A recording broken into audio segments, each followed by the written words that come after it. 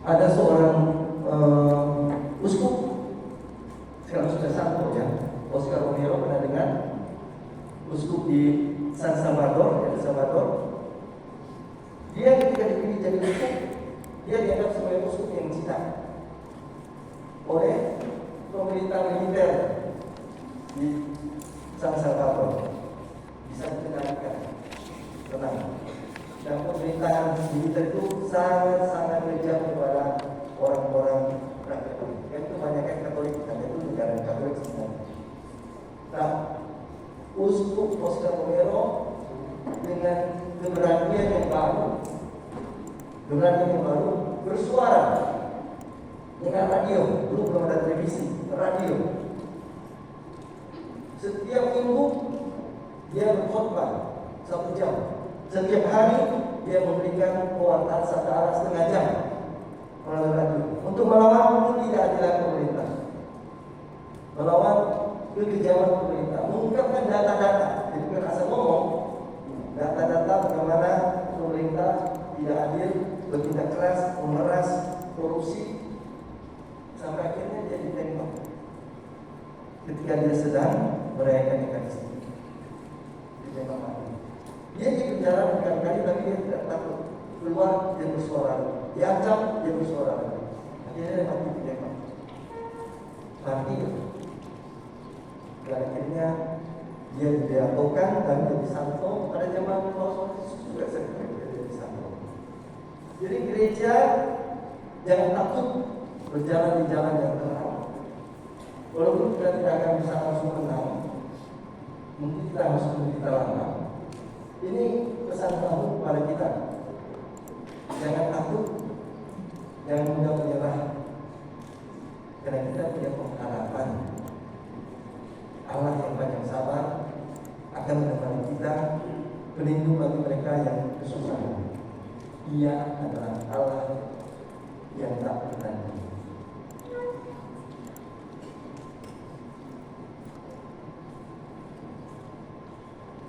Tuhan telah mengajar, kasih selalu biru, telah tidak berjanji, selalu menyertai.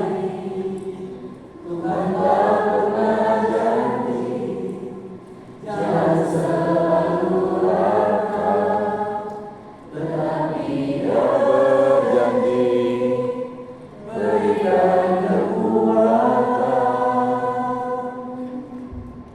jangan pernah menyerah, jangan berputus asa.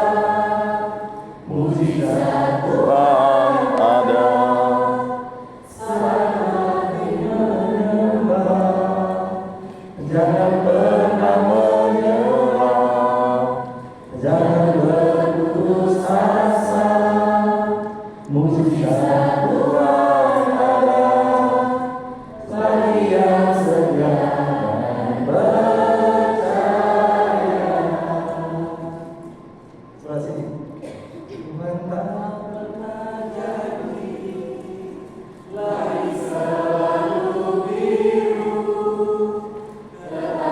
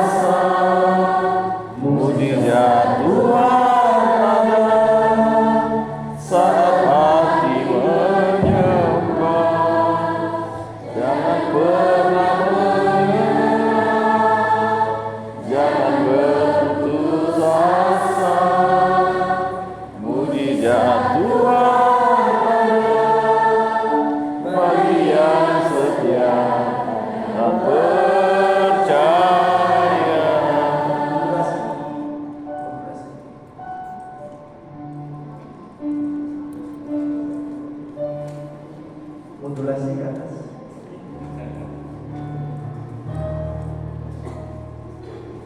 Jangan pernah menyerah, jangan berputus asa.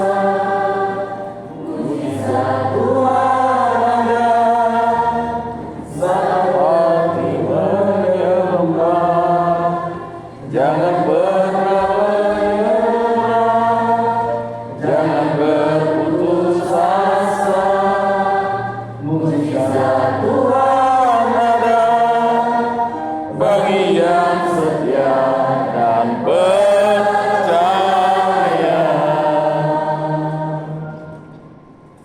Bagi yang setia Dan percaya.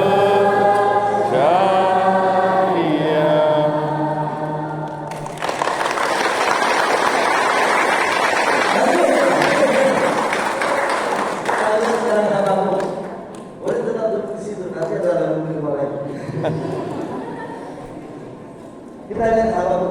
Oh sebentar, kita tutup dulu yang apa namanya ini tahun. Jadi dalam tahun ini kesimpulannya ialah Allah bekerja, tetapi rakyat diharap tetap bekerja sama, bersatu dalam satu bangsa. Jadi jangan bergerak sendiri-sendiri. Kenapa? Karena kalau sendiri-sendiri gampang dipatahkan. Tapi hidup dalam persaudaraan, hidup dalam kelompok. Nah, ingat Paulus menyatakan di tema Indonesia ya, fraternity ya, persaudaraan, iman. Apa lagi? Yang satu lagi kan sebenarnya di Indonesia itu iman, persaudaraan dan bela rasa. Allah berbeda rasa dengan kita pun berbeda rasa dengan saudara-saudara lain. Kita mengikat suatu kesatuan yang kuat. Nah, orang Israel hanya mampu mengalahkan musuhnya kalau mereka bersatu sebagai umat Allah. Tidak berjuang sok pahlawan sendiri-sendiri, sok suci sendiri-sendiri, sok baik sendiri-sendiri, tapi hidup dalam persaudaraan dan kesatuan.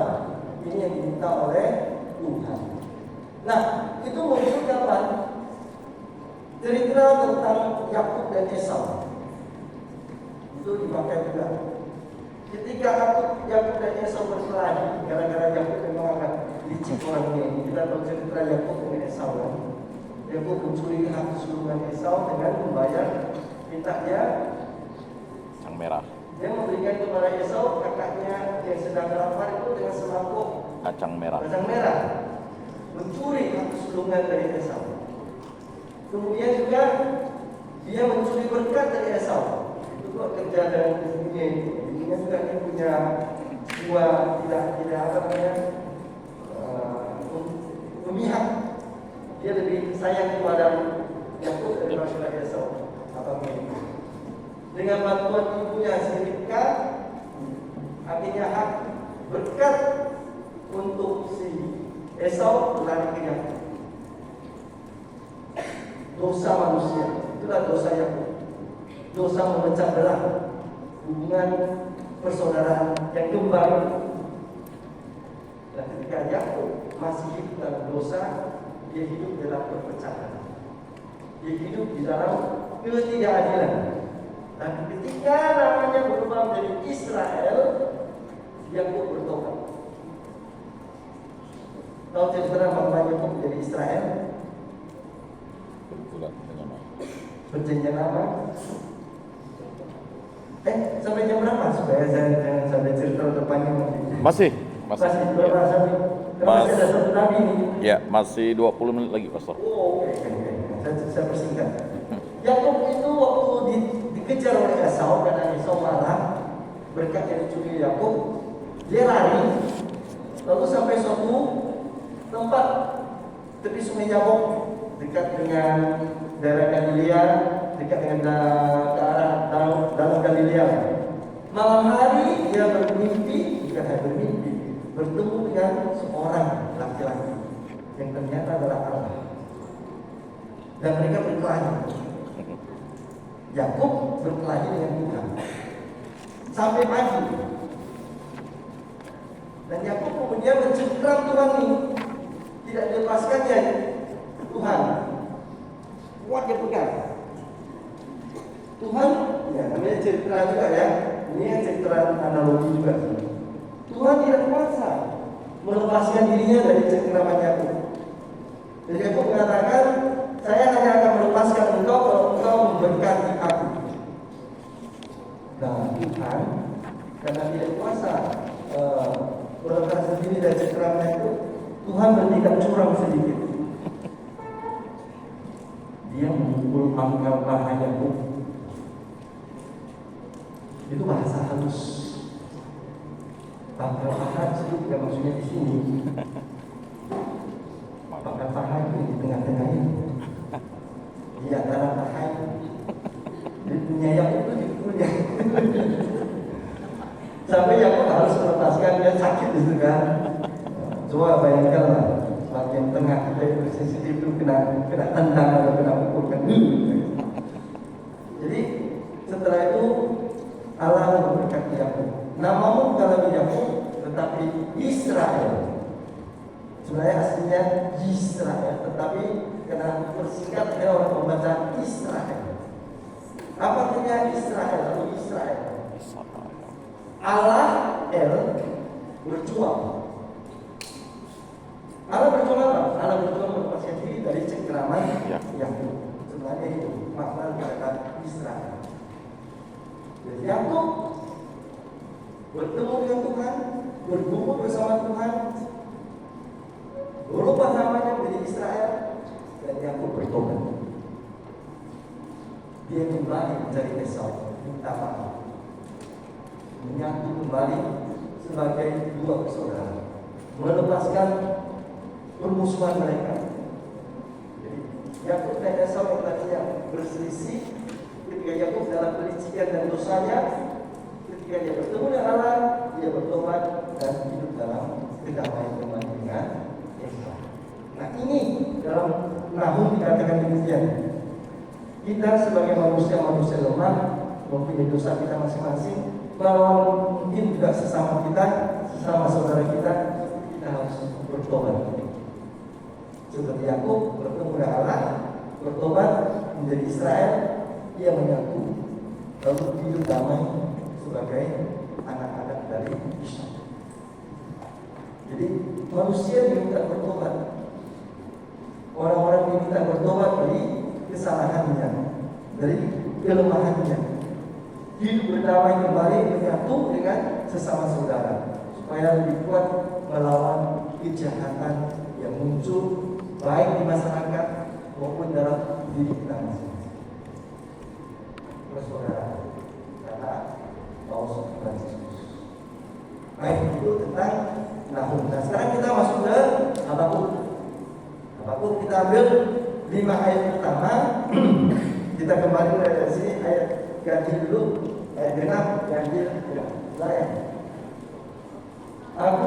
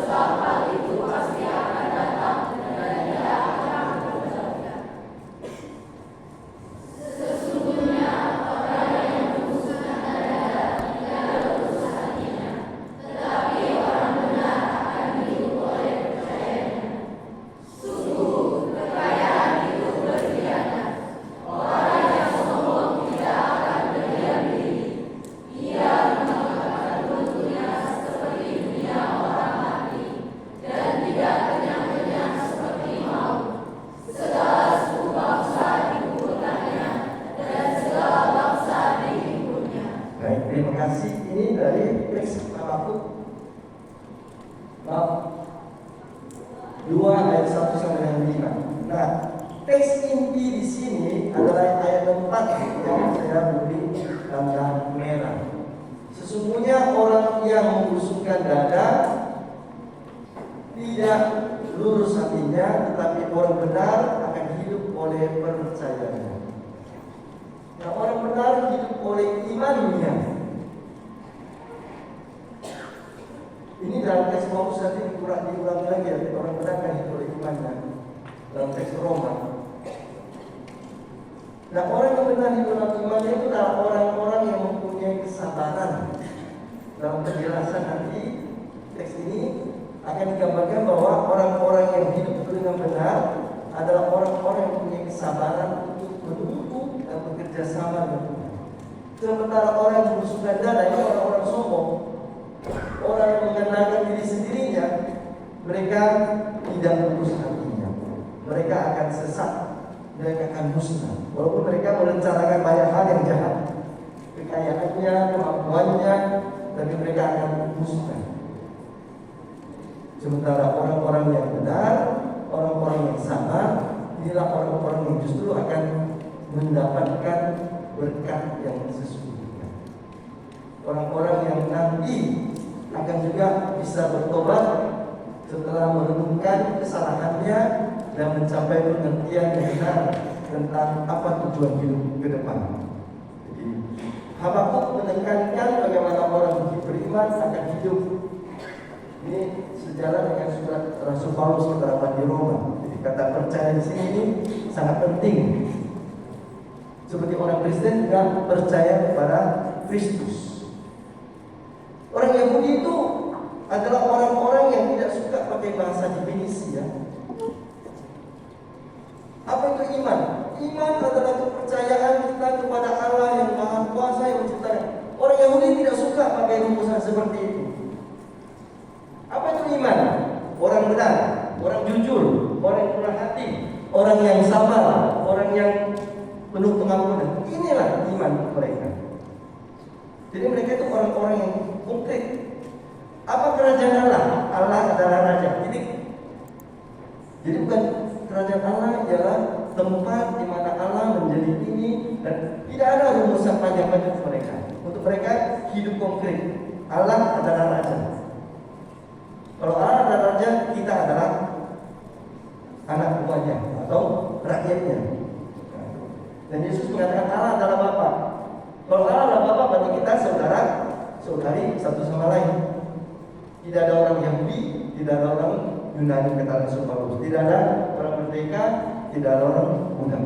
Kita semua adalah saudara-saudara. Ini definisi iman untuk orang Israel. Definisi iman untuk Habakuk.